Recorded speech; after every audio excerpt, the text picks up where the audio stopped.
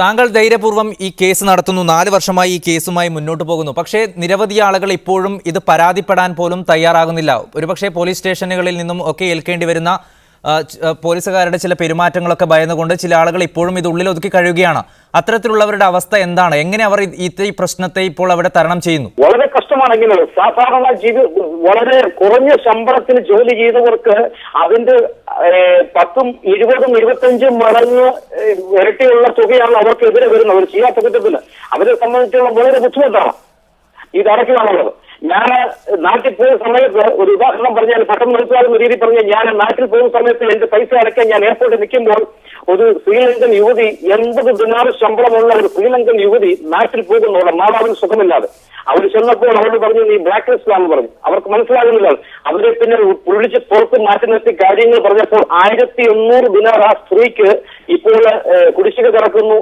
Travel വാനും ആ ഒരു സ്ത്രീ ഒരു ഭ്രാന്തിയത്തെ മുടി ഒഴിച്ചിട്ട് എയർപോർട്ടിൽ കിടന്ന് വാവിട്ട് കിടന്ന് ഞാൻ കണ്ടു. ആര് സഹായിക്കും? ഒരു മനുഷ്യർ സഹായിക്കത്തില്ല. എയർപോർട്ടിൽ അവർ എങ്ങനെ അവരുടെ മാതാവിനെയോ അല്ലെങ്കിൽ ഏത് ആവശ്യത്തിനോ നാട്ടിൽ പോകുന്നു അവർക്ക് പോകാൻ പറ്റുന്നില്ല. അവർ ഇത്രയും വലിയൊരു എമൗണ്ട് കൊടുത്ത് ആര് സഹായിക്കും ഈ രാജ്യത്ത്? ഒത്തിരി പേര് ഇവിടെ പ്രയാസപ്പെടുന്നുണ്ട്. പിന്നെ ഈ ജോലി സംബന്ധമായിട്ടാണ് ഇവിടെ എല്ലാവരും വന്നിരിക്കുന്നത്. അപ്പോൾ ജോലിയിൽ നിന്നും ഈ ഒരു കാര്യത്തിൽ കേസ് കൊടുത്താൽ പോകേണ്ട കേസിന് അവധി വയ്ക്കുന്ന സമയത്ത് കോടതിയിലോ പല പോലീസുകാർ വിളിക്കുമ്പോഴോ പോകുമ്പോഴൊക്കെ വളരെ ബുദ്ധിമുട്ടുണ്ട് കമ്പനികളിൽ പറഞ്ഞു പോകാൻ. വ്യക്തമാണ് രാജൻ അബ്രഹാം. ഞാൻ തിരിച്ചു വരാം. ഇപ്പോൾ മലപ്പുറം സ്റ്റുഡിയോയിൽ സലാം വാളഞ്ചേരി മാധ്യമപ്രവർത്തകനുണ്ട്. ശ്രീ സലാം, താങ്കൾ ശ്രദ്ധിച്ചു കാണും ഈ വിഷയം. പുതിയൊരു തട്ടിപ്പിന്റെ രൂപം. പ്രവാസികളെ വിവിധ പ്രലോഭനങ്ങളിൽ ഉൾപ്പെടുത്തി അവരുടെ സിവിൽ ID കാർഡുകൾ തട്ടിയെടുത്ത് പുതിയ കണക്ഷൻ എടുത്ത് അവർക്ക് ഭാരിച്ച സാമ്പത്തിക ബാധ്യത ഏൽപ്പിക്കുന്ന തട്ടിപ്പ് കുവൈത്തിൽ വ്യാപകമാകുന്നു എന്നാണ് പുറത്തുവരുന്ന റിപ്പോർട്ടുകൾ. ഒരു മാസത്തിനകം തന്നെ 20-ലധികം ഇത്തരത്തിലുള്ള തട്ടിപ്പ് കേസുകൾ പുറത്തുവരുന്നു. അതിലേറ്റവും സങ്കടകരമായ കാര്യം, ഇതിലേറ്റവും കൂടുതൽ ഇരകളാകേണ്ടി വരുന്നത് മലയാളികളാണ്. താങ്കൾ എങ്ങനെ നോക്കിക്കാണുന്നു ഈ സംഭവത്തെ? എന്തുകൊണ്ട് മലയാളികൾ അധികം ഇത്തരം തട്ടിപ്പുകളിൽ ഇരയാകുന്നു? മലയാളികളെ ചൂഷണം ചെയ്യാൻ ഇത്തരം തട്ടിപ്പ് സംഘങ്ങൾ എന്തുകൊണ്ട് കുവൈത്ത് അടക്കമുള്ള രാജ്യങ്ങളിൽ ഉയർന്നു വരുന്നു? ഇത് തന്നെയാണ് പ്രശ്നം. സത്യത്തിൽ കുവൈറ്റിൽ ഈ മൊബൈൽ തട്ടിപ്പുമായി ബന്ധപ്പെട്ട മാത്രമല്ല വിഷയം. മലയാളികൾ ഏറെ താമസിക്കുന്ന കുവൈറ്റിലൊരു പ്രദേശമാണ് അബ്ബാസിയ. എല്ലാവർക്കും അറിയാവുന്നതാണ്.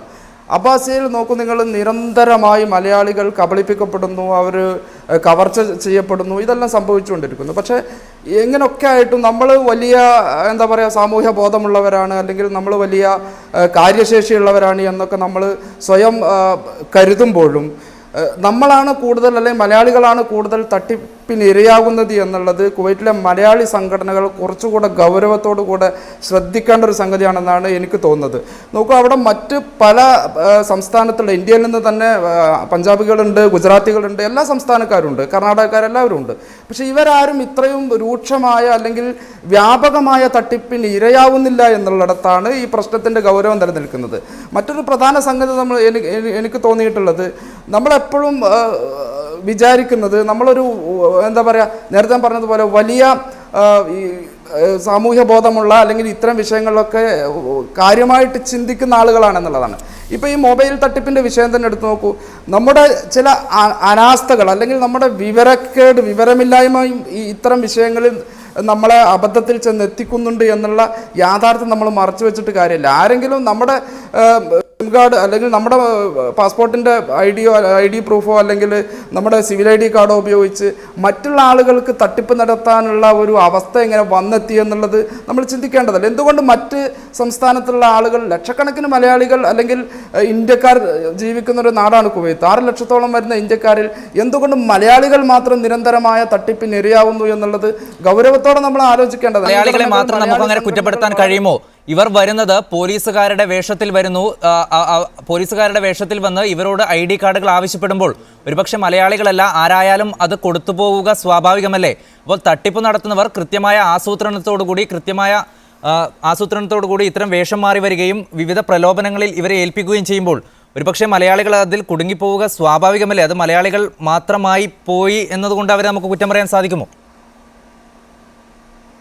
അല്ല, അവിടെയാണ് എൻ്റെ ചോദ്യം പ്രസക്തമാകുന്നത്. എന്തുകൊണ്ട് മലയാളികൾ മാത്രം തട്ടിപ്പിനിരയാവുന്നു? എന്തുകൊണ്ട് മറ്റുള്ള ആളുകൾ, അവർക്കുണ്ടല്ലോ സിവിൽ ഐ ഡി, അവർക്കുണ്ടല്ലോ പാസ്പോർട്ട്, അവർക്കുണ്ടല്ലോ മറ്റ് രേഖകൾ, അവരൊന്നും ഇത്ര വ്യാപകമായ വിധത്തിൽ തട്ടിപ്പിന് ഇരയാവുന്നില്ലല്ലോ? അപ്പോൾ നമ്മുടെ ഒരു എന്താ പറയുക, നമ്മൾ സംഘടിതരാണ്, സംഘബോധമുള്ളവരാണ് എന്ന് നമ്മൾ നടിക്കുമ്പോഴും യഥാർത്ഥത്തിൽ നമ്മൾ അസംഘടിതരാണ് എന്ന്, മാനസികമായി നമ്മൾ അസംഘടിതരാണ് എന്നാണ് ഞാൻ വിലയിരുത്തുന്നത്. നമ്മൾ വലിയ സംഘടിതരാണ്, നമുക്ക് സംഘടനകളുണ്ട്, നമുക്ക് സംഘടനകൾ ഒരുപാടുണ്ട്. പക്ഷേ നമ്മൾ സംഘടനയുടെ അകത്ത് നിന്ന് മറ്റു വിഷയങ്ങൾ ഓണാഘോഷിക്കാൻ, അല്ലെങ്കിൽ ഇഫ്താർ സംഗമങ്ങൾ നടത്താൻ, അല്ലെങ്കിൽ കലാമേളകൾ, മഹോത്സവങ്ങൾ സംഘടിപ്പിക്കാൻ, ഇതിനൊക്കെ നമുക്ക് വലിയ സംഘടനകളുണ്ട്. പക്ഷേ മലയാളികളുടെ പൊതുവായ വിഷയങ്ങളിൽ പ്രതികരിക്കുവാനോ അത്തരം വിഷയങ്ങൾ ഏറ്റെടുക്കുവാനോ നമ്മുടെ സംഘബോധം പലപ്പോഴും നമ്മൾ ഉപയോഗപ്പെടുത്തുന്നില്ല, അല്ലെങ്കിൽ അതിൽ നമ്മൾ അശക്തരാണ്. ഞാൻ പറയുന്നത് സംഘടിതരാണ് എന്ന നാട്യക്കാരാണ് നമ്മൾ. യഥാർത്ഥത്തിൽ നമ്മൾ സംഘടിതരല്ല, അസംഘടിതരാണ്. നമ്മൾ സംഘടിതരായിരുന്നുവെങ്കിൽ എങ്ങനെ മലയാളികൾ മാത്രം 90% മലയാളികൾ താമസിക്കുന്ന അബ്ബാസിയ എന്ന് പറയുന്ന പ്രദേശത്ത് എങ്ങനെയാണ് ഒരു സ്ത്രീയുടെ ഒരു മലയാളി സ്ത്രീയുടെ ബാഗ് തട്ടിപ്പറിച്ച് മലയാളികൾ രണ്ട് സൈഡ് റോഡിൻ്റെ ഇരുഭാഗങ്ങളിലും മലയാളികൾ കച്ചവടം നടത്തുന്നു, മലയാളികൾ നടന്നു പോകുന്നു, മലയാളികൾ വാഹനങ്ങൾ ഓടിക്കുന്നു, മലയാളികളാൽ സമ്പന്നമായ സമൃദ്ധമായ ഒരു പ്രദേശത്ത് ഒരു സ്ത്രീയുടെ ബാഗ് തട്ടിപ്പറിച്ച് ഒരു അറബി വേഷധാരി, അവൻ ഏത് രാജ്യക്കാരനാണെന്നോ ഏത് നാഷണാലിറ്റി ആണോ എന്നുള്ളതല്ല, ഒരു അറബി വേഷധാരിക്ക്, അവനിൽ ഇപ്പോൾ ബംഗാളി ആയിരിക്കാം, അല്ലെങ്കിൽ സിറിയക്കാരനായിരിക്കാം, അല്ലെങ്കിൽ ഒരു പൗരത്വം ഇല്ലാത്ത അവിടുത്തെ പ്രത്യേക വിഭാഗമായിരിക്കാം, ഒരു പക്ഷേ ആ നാട്ടുകാരൻ തന്നെ ആയിരിക്കാം, അപൂർവമായിട്ടും ആ നാട്ടുകാരൻ തന്നെ ആയിരിക്കാം. ഇവർക്ക് എങ്ങനെയാണ് ഈ സ്ത്രീയുടെ ബാഗ് ഇങ്ങനെ ഈ ആളുകൾക്കിടയിൽ നിന്ന്, ജനക്കൂട്ടത്തിനിടയിൽ നിന്ന്, മലയാളി സമൂഹത്തിൻ്റെ മധ്യത്തിൽ നിന്ന് എങ്ങനെ ഈ സ്ത്രീയുടെ ബാഗ് തട്ടിപ്പറിച്ചു പോകാൻ ഈ ഒരു വ്യക്തിക്ക്, അല്ലെങ്കിൽ ഈ കവർച്ചക്കാരന് ധൈര്യം വരുന്നു എന്നുള്ളത് പ്രധാനമല്ലേ? അപ്പം മലയാളികൾ തന്നെയാണ് ഉത്തരവാദി എന്ന് ഞാൻ അടിവരയിടുകയല്ല. കൂടി രാജൻ എബ്രഹാമിലേക്ക്. ശ്രീ രാജൻ എബ്രഹാമി, താങ്കൾ കേട്ട് കാണും ശ്രീ സലാം വളാഞ്ചേരി പറഞ്ഞത് മലയാളികൾ സംഘടിതരാണ് എന്ന് നടിക്കുകയാണ്, അവർ സംഘടിതരല്ല, അത് വെറും നാട്യം മാത്രമാണ്. അത് തന്നെയാണ് ഈ പ്രശ്നത്തിന് കാരണം. എന്തുകൊണ്ട് മലയാളികൾ മാത്രം കൂടുതലായി ഇത്തരം തട്ടിപ്പുകളിൽ ഇരയാകുന്നു കുവൈത്ത് അടക്കമുള്ള രാജ്യങ്ങളിൽ? പ്രത്യേകിച്ച് കുവൈറ്റിനെ സംബന്ധിച്ചോളം മലയാളികൾ അവനവന്റെ കാര്യം മാത്രം നോക്കുന്ന ഒരു സ്വഭാവ പ്രകൃതമാണ് ഞാൻ 13 വർഷമായിട്ട് കുവൈറ്റിൽ കാണുന്നത്. പിന്നെ ഇങ്ങനെ ഓണമോ ക്രിസ്മസോ എന്തെങ്കിലും പ്രത്യേക അവസരങ്ങളിൽ മാത്രം ഒത്തൊരുമിച്ച് കൂടി സന്തോഷം പങ്കിട്ട് പോവുക എന്നല്ലാതെ മറ്റൊരു വിധത്തിലുള്ള കാര്യവും അവരെ കൊണ്ട് പറ്റുന്നില്ല, അവർ ചെയ്യത്തില്ല.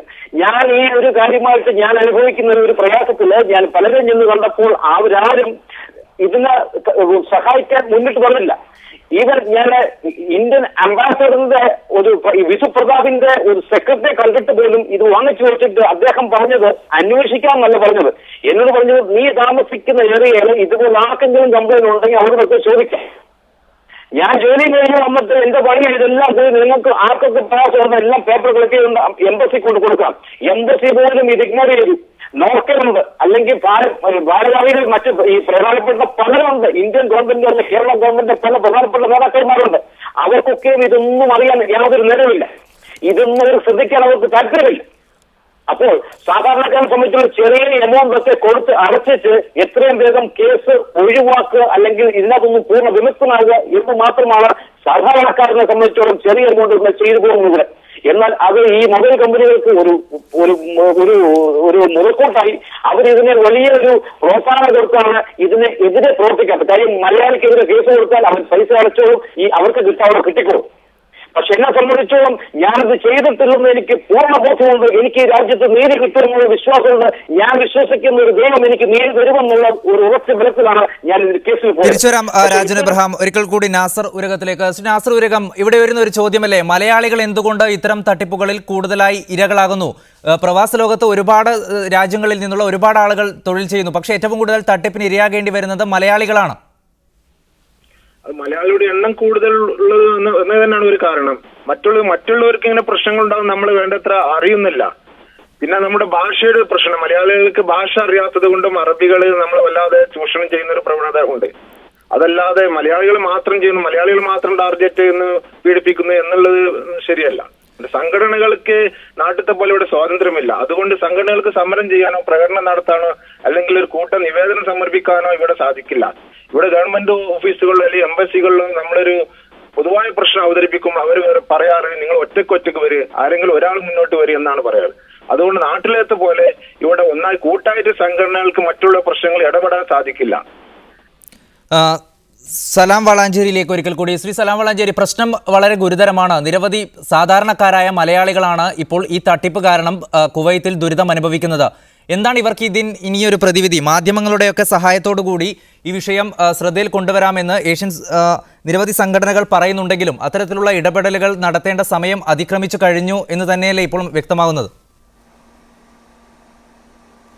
നോക്കൂ, ഇവിടെ ഞാൻ വീണ്ടും ആവർത്തിക്കുന്നു. ഇപ്പോൾ നമ്മൾ കുവൈറ്റിനെ സംബന്ധിച്ച് എനിക്ക് വളരെ കൃത്യമായിട്ട് അറിയാം. ഏകദേശം 10-15 വർഷത്തിലധികം ഞാൻ ഉണ്ടായിരുന്നൊരു പ്രദേശമാണ്. വളരെ സജീവമായി സംഘടനാ രംഗത്ത് നിന്ന ആളുകൂടിയാണ് ഞാൻ. എനിക്കറിയാം അവിടെയുള്ള സംഘടനകൾ ഈ വിഷയത്തിൽ എന്ത് സമീപനം എടുത്തു എന്ന്. ഇപ്പോൾ കഴിഞ്ഞ ഏതാനും ആഴ്ചകൾക്ക് മുമ്പ് ഞാൻ മനസ്സിലാക്കുന്ന ഒരു യുവജന സംഘടന, എനിക്കൊന്ന് യൂത്ത് ഇന്ത്യ ആണെന്ന് തോന്നുന്നു, ഇതുമായി ബന്ധപ്പെട്ട ഒരു ചർച്ച സംഘടിപ്പിച്ചു. ഒരു കേവലമായ ചർച്ചയിൽ ഒതുക്കാതെ അതിനെ ക്രിയാത്മകമായി ഈ മലയാളികൾ അല്ലെങ്കിൽ ഇന്ത്യൻ സമൂഹം ഇത്തരം പ്രശ്നങ്ങൾ ഇവിടെ അനുഭവിക്കുന്നുണ്ട് എന്ന് കുവൈറ്റ് അധികൃതരുടെ ശ്രദ്ധയിൽ കൊണ്ടുവരാനുള്ള ഒരു നല്ല ഒരു സ്റ്റെപ്പായിട്ട് ഞാനതിനെ കാണുന്നു. ആ തരത്തിൽ എന്തുകൊണ്ട് നമ്മുടെ മറ്റ് സംഘടനകളുടെ ഒരു കൂട്ടായ്മ ആ വിഷയത്തിൽ ഉണ്ടാവുന്നില്ല? നമുക്കറിയാം, അവിടെ കുവൈറ്റിൽ വളരെ സജീവമായി ജനാധിപത്യം നിലനിൽക്കുന്ന ഒരു രാജ്യമാണ്. അവിടുത്തെ അറബ് ലോകത്തിൻ്റെ പ്രത്യേക സാഹചര്യത്തിന് അനുസൃതമായ ജനാധിപത്യം. നമുക്ക് ഇന്ത്യയിൽ ഇരുന്നു കൊണ്ട് ആ ജനാധിപത്യത്തെ വേണ്ട രീതിയിൽ വിലയിരുത്താൻ കഴിയില്ല, അത് മറ്റൊരു വിഷയമാണ്. ഞാൻ പറയുന്നത് ആ ജനാധിപത്യ സംവിധാനത്തിനകത്ത് വളരെ നല്ല രീതിയിൽ പ്രവർത്തിക്കുന്ന ജനങ്ങളുടെ രാജ്യം നോക്കാതെ, ദേശം നോക്കാതെ, ഭാഷ നോക്കാതെ, വർഗമോ വർണ്ണമോ ജാതിയോ മതമോ ഒന്നും നോക്കാതെ ജനങ്ങൾക്ക് വേണ്ടി ഇടപെടുന്ന നല്ല പാർലമെന്റേറിയന്മാരുള്ള ഒരു നാടാണ് കുവൈത്ത്. അത്തരം പാർലമെന്റ് അംഗങ്ങളെ വെച്ച് അവിടെയുള്ള സംഘടനകൾ, വിവിധ സാമൂഹിക സംഘടനകൾ, ഇപ്പോൾ നേരത്തെ സുഹൃത്ത് പറഞ്ഞതുപോലെ സംഘടനകൾക്ക് പരിമിതികളുണ്ട്, എനിക്കറിയാം. പക്ഷെ എന്നാൽ പോലും അവിടെയുള്ള ആളുകൾക്ക്, അധികൃതർക്കറിയാം ഇവിടെ സംഘടിതരാണ് മലയാളികൾ. അവർ സംഘടനകൾ രൂപീകരിച്ച് പ്രവർത്തിക്കുന്നു, അവർ ഓണാഘോഷം നടത്തുന്നു, ഇഫ്താർ സംഗമങ്ങൾ നടത്തുന്നു, വലിയ ഗാനമേളകൾ നടത്തുന്നു, എല്ലാം നടത്തുന്നുണ്ട് അവിടെ. എന്നാൽ ആ സംഘടനകളുടെ നേതാക്കന്മാർ ഈ അവിടെയുള്ള അധികൃതരുടെ ശ്രദ്ധയിലേക്ക്, പാർലമെന്റ് അംഗങ്ങളെ പോലുള്ള അധികൃതരുടെ ശ്രദ്ധയിലേക്ക് സത്വരമായി വിഷയം എത്തിക്കുകയും ഈ വിഷയത്തിൽ ക്രിയാത്മകമായി അവിടുത്തെ അധികൃതരുടെ ഭാഗത്തു നിന്നുകൂടി അനുകൂലമായ ഒരു സമീപനം ഉണ്ടാക്കിയെടുക്കുകയും ചെയ്യുക എന്നുള്ളതാണ് അടിയന്തരമായി. സമയപരിധി മൂലം ഇടപെടുകയാണ് ശ്രീ സലാം വളാഞ്ചേരി. വളരെയധികം നന്ദി. ഈ ചർച്ചയിൽ പങ്കെടുത്ത രാജൻ എബ്രഹാം, അതുപോലെ നാസർ ഊരകം, സലാം വളാഞ്ചേരി, 3 അതിഥികൾക്കും ഒരിക്കൽ കൂടി നന്ദി പറയുന്നു. മലയാളികളടക്കമുള്ള നിരവധി പ്രവാസികൾ അനുഭവിക്കുന്ന ഈ പ്രശ്നത്തിന് അധികൃതർ എത്രയും പെട്ടെന്ന് തന്നെ ഇടപെട്ട് സത്വരമായ ഒരു പരിഹാര നടപടികൾ ഉണ്ടാകണം എന്ന് തന്നെയാണ് ചർച്ചയിൽ പങ്കെടുത്ത 3 ആളുകളും മുന്നോട്ട് വെച്ച ആശയം. ബഹ്റൈനെ കുറിച്ച് ഐക്യരാഷ്ട്രസഭയിൽ അമേരിക്കൻ പ്രസിഡന്റ് ബറാക് ഒബാമ നടത്തിയ പരാമർശത്തെ ചൊല്ലി ബഹ്റൈനിൽ പ്രതിഷേധം ശക്തം. ഇറാഖ്, സിറിയ, ബഹ്റൈൻ പോലുള്ള പ്രദേശങ്ങളിൽ തുടരുന്ന വംശീയ സംഘർഷം പരിഹരിക്കാനുള്ള അമേരിക്കയുടെ ശ്രമം തുടരുമെന്നായിരുന്നു കഴിഞ്ഞ ദിവസം ഒബാമ ഐക്യരാഷ്ട്രസഭയുടെ 68ാമത് ജനറൽ അസംബ്ലിയിൽ പറഞ്ഞത്. ബഹ്റൈനിലെ സ്ഥിതിഗതികളെ ഇറാഖുമായും സിറിയയുമായും താരതമ്യം ചെയ്തതിനെ ബഹ്റൈൻ വിദേശകാര്യമന്ത്രി ഷെയ്ഖ് ഖാലിദ് ബിൻ അഹമ്മദ് അൽ ഖലീഫ അപലപിച്ചു. ബഹ്റൈനിലെ സ്ഥിതിഗതികൾക്ക് സിറിയയിലെയോ ഇറാഖിലെയോ വംശീയ സംഘർഷങ്ങളുമായി യാതൊരു സാമ്യവുമില്ലെന്നും അദ്ദേഹം വ്യക്തമാക്കി. സംഭവത്തിന്റെ പശ്ചാത്തലത്തിൽ അമേരിക്കൻ അംബാസിഡറോട് ബഹ്റൈൻ വിദേശകാര്യ മന്ത്രാലയം വിശദീകരണം തേടി. ദ ഗാർഡിയൻ ദിനപത്രം നേപ്പാളി തൊഴിലാളികളെക്കുറിച്ച് പുറത്തുവിട്ട റിപ്പോർട്ട് ഖത്തർ സർക്കാർ അന്വേഷിക്കുന്നു. ഖത്തറിലെ മോശം ജോലി രീതി കാരണം ആയിരക്കണക്കിന് പേർ മരിക്കുന്നുവെന്നാണ് യുകെയിലെ പ്രമുഖ പത്രമായ ദി ഗാർഡിയൻ ആരോപിച്ചിരിക്കുന്നത്. കാഠ്മണ്ഡുവിലെ ദ ഗാർഡിയൻ റിപ്പോർട്ടർ പെറ്റെ പാറ്റിസന്റെ ഈ റിപ്പോർട്ടായിരുന്നു ദ ഗാർഡിയൻ പത്രത്തിന്റെ 25-ാം തീയതിയിലെ പ്രധാന വാർത്ത. ഖത്തറിലെ ലോകകപ്പിന്റെ അടിമകൾ എന്ന തലക്കെട്ടിലായിരുന്നു വാർത്ത വന്നത്. 2022 ലോകകപ്പിന് വേണ്ടിയുള്ള നിർമ്മാണ പ്രവർത്തനത്തിനിടെ മരണപ്പെട്ട നേപ്പാൾ തൊഴിലാളികളെക്കുറിച്ചായിരുന്നു ഗാർഡിയന്റെ പാറ്റിസന്റെ റിപ്പോർട്ട്. വളരെ മോശം രീതിയിലാണ് ഖത്തറിൽ തൊഴിലാളികളെ കൈകാര്യം ചെയ്യുന്നതെന്നും 100 കണക്കിന് ആളുകൾ ഇതിനകം തന്നെ മരണപ്പെട്ടുവെന്നും റിപ്പോർട്ടിൽ പറയുന്നു. ഖത്തറിൽ ഹൃദയസ്തംഭനം മൂലം മരണപ്പെട്ട നേപ്പാളിലെ 16 വയസ്സുകാരൻ്റെ വീട്ടിലെ അവസ്ഥ വെച്ച് 10 മിനിറ്റ് ദൈർഘ്യമുള്ള വീഡിയോ റിപ്പോർട്ടും guardian പ്രസിദ്ധപ്പെടുത്തി. This summer, the bodies of scores of migrant workers in Qatar have been flown home to their families. പ്രസ്തുത റിപ്പോർട്ടിൽ ഖത്തറിലെ നേപ്പാൾ അംബാസിഡർ മായാകുമാരി ശർമ്മ ഖത്തറിനെ കുറിച്ച് നടത്തിയ പ്രസ്താവനയെ തുടർന്ന് കഴിഞ്ഞ ദിവസം അവരെ നേപ്പാൾ സർക്കാർ തിരികെ വിളിച്ചു. പത്രത്തിൽ വന്ന റിപ്പോർട്ടിനെ സംബന്ധിച്ച് പഠിക്കാൻ സർക്കാർ തലത്തിൽ ഉന്നതതല സംഘത്തെ ചുമതലപ്പെടുത്തിയതായി ഖത്തർ സർക്കാർ പ്രസ്താവനയിലൂടെ അറിയിച്ചു.